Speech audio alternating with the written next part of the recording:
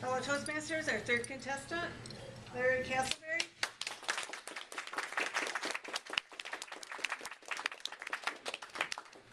Larry Castleberry. Purpose. Purpose, Larry Castleberry.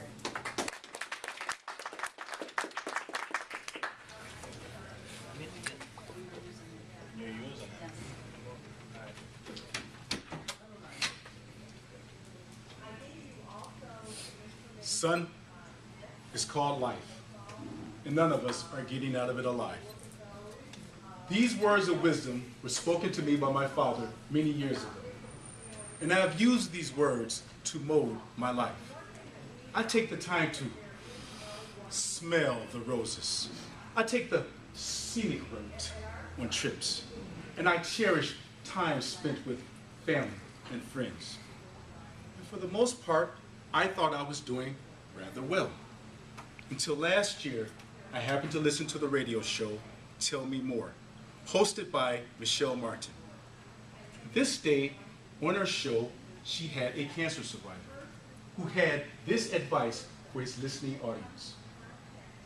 Everybody dies, but not everybody lives. Everybody dies, but not everybody lives. Now, I don't know why, but that statement affected me. It bothered me. What did he mean by that? How do you define living? Is it what you do between the hours of waking up in the morning and going to bed at night? Well, if so, living for me is preparing an international speech contest. Or trying to steal a smooch from my lovely wife. Or helping the children with their homework. What about a young lady from the Sudan? Living from her is dodging bullets from warring factions, or looking for food to eat, or clean water to drink, or dealing with the very real possibility of someone trying to physically violate her. So was this saying, everybody dies, but not everybody lives, meant for individuals like myself with our comfortable lives and our illusion of problems? While individuals like this young lady had to look for another sage saying to use to live their lives by? Thought about this. You see, I had an 8-hour meditation session known as work. And as I reflected upon this, I came across a saying by Ken Hudgens. The meaning of life is to give life meaning. Powerful statement. And as I thought about that, I began to look at to live a different viewpoint, from a different vantage point. And I realized that living is the footprint that we leave in the sand of life that marks our passing and says we were here.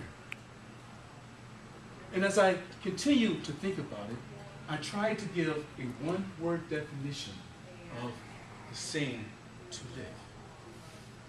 That word? Purpose. Purpose. You see, purpose gives our life direction.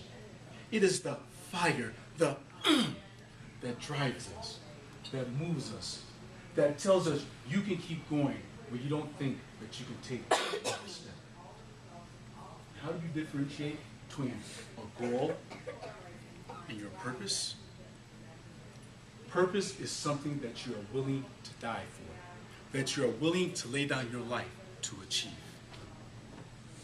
Now, it's not important that your purpose is something that is grandiose. You don't have to find the cure for cancer, or end world hunger, or bring about world peace. No. Your purpose can be something very simple. For my mother, it was this. Her purpose was to educate her two sons, my brother and I. As she would often tell us, you are going to get it in your head so that when I am dead and gone, you won't just survive in life, you will thrive. This purpose moved my mother. 6 o'clock to 2:30, go to work every day as a pharmacist technician. She would come home, fix dinner for her two boys, and then go off to her second job, cleaning office buildings, often not coming back home until after 1 o'clock in the morning. And she would do this 5 days a week. And she did this for several years. There were many weeks that the only time my brother and I would see our mother was on weekends. My mother was tired. She did not have a fine car or a great social life or a lot of fancy clothes. That purpose to educate her two boys drove her, made her carry on. Now my mother is still alive to this day, but she has implanted her footprint on the backs of my brother and I. Because that love of education, that purpose, she's left her footprint implanted on us. And we are now passing that purpose on to our children. We are giving them the gift of education. That purpose of my mom may not have been grandiose, but it is very important to my brother and I.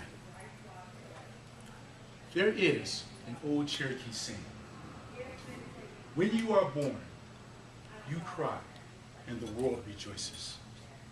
Live your life so that when you die, the world cries and you rejoice. Yes, Madam Toastmaster, fellow Toastmaster, and honored guests, death is going to claim all of us. Look deep inside of yourself. Find your purpose. Find that fire that the fear of death cannot extinguish. Fellow Toastmasters, live. Madam Toastmaster.